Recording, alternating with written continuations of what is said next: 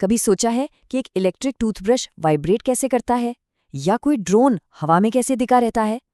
इन सब का जवाब एक बहुत ही सरल लेकिन कमाल की शक्तिशाली डिवाइस में है, डीसी मोटर। तो आज हम इसी के अंदर की दुनिया को समझने वाले हैं। ये बात थोड़ी अजीब लगती है ना, कि बस एक साधारण सा इलेक्ट्रिक करंट इतनी जबरदस्त फिजिकल मोशन कैसे बना सकता है। पर ये कोई जादू नहीं, ये है प्योर साइंस। चलिए इस जादू के पीछे का विज्ञान समझते हैं। तो डीसी मोटर, जैसा नाम से ही जाहिर है, डायरेक्ट करंट पर चलती है। लेकिन इसका असली कमाल इसके डिजाइन में उतना नहीं है जितना कि फिजिक्स के एक बहुत ही बेसिक और खूबसूरत नियम में छिपा है। किसी भी डीसी मोटर का दिल होता है उसका आर्मेचर। ये तारों के कई घुमावदार लूप्स का एक कॉम्प्लेक्स हिस्सा है। अब इस जटिल चीज को समझने के लिए चलिए इसे बिल्कुल सिंपल कर देते हैं। मान लेते हैं कि ये सिर्फ तार का एक लूप है। सब कुछ यहीं से शुरू होगा। और यही है इसकी असली चाबी। मोटर का पूरा ऑपरेशन सिर्फ एक सिद्धांत पर टिका है, जिसे कहते हैं फ्लेमिंग का लेफ्ट हैंड रूल। अब ये नियम इतना खास क्यों है? क्योंकि ये तीन बहुत फंडामेंटल फोर्सेस, बिजली, चुंबकत्व और गति को एक साथ जोड़ता है। चलिए देखते हैं ये काम कैसे करता है। सोचिए, सिर्फ अपनी उंगलियों से फिजिक्स को प्रिडिक्ट किया जा सकता है। ये नियम ठीक यही करता है। इससे हमें एकदम सटीक पता चल जाता है कि हमारी मोटर किस दिशा में घूमेगी। ठीक है, थ्योरी बहुत हो गई। अब इस नियम को असल में काम करते हुए देखते हैं।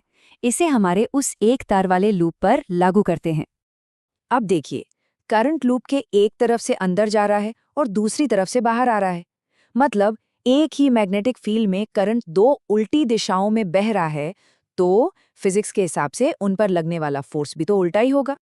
और ये देखिए, यही तो टॉर्क है। एक तरफ ऊपर की ओर धक्का और दूसरी तरफ नीचे की ओर। बस ये दोनों फोर्स मिलकर लूप को घूमने पर मजबूर कर देते हैं। हमारी मोटर चल पड़ी है। हमारी मोटर घूम तो रही है, ये तो बहुत बढ़िया है। लेकिन एक मिनट, हमारे इस सिंपल से डिजाइन में एक बहुत बड़ी गड़बड़ है। जैसे ही लूप घूमकर सीधा, मतलब वर्टिकल पोजीशन में आता है, वो ऊपर और नीचे वाले फोर्सेस अब उसे घुमा नहीं रहे हैं, वो तो बस उसे दोनों तरफ से खींच रहे हैं और घुमाव रुक जाता है। तो अब क्या?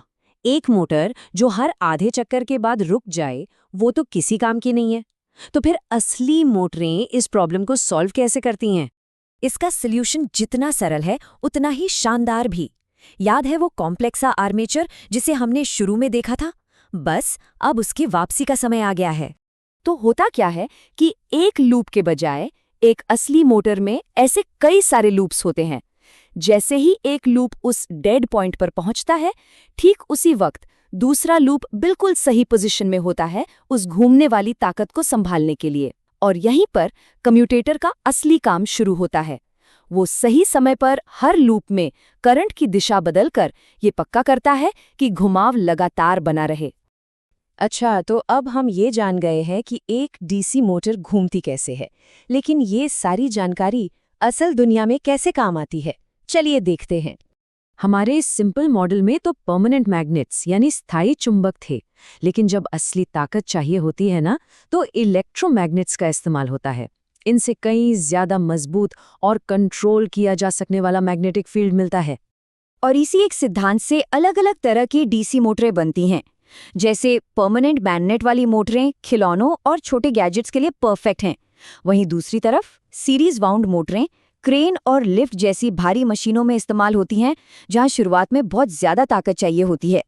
तो अगली बार जब कोई ड्रोन उड़ता दिखे या कार की खिड़की नीचे हो, तो उसके अंदर चल रहे उस खूबसूरत तालमेल को याद कीजिएगा। बिजली, चुंबकत्व और गति का एक परफेक्ट संगम। और कौन सी मशीनों के बारे में सोचा जा सकता है जहां यही सिद्धांत काम कर रहा है?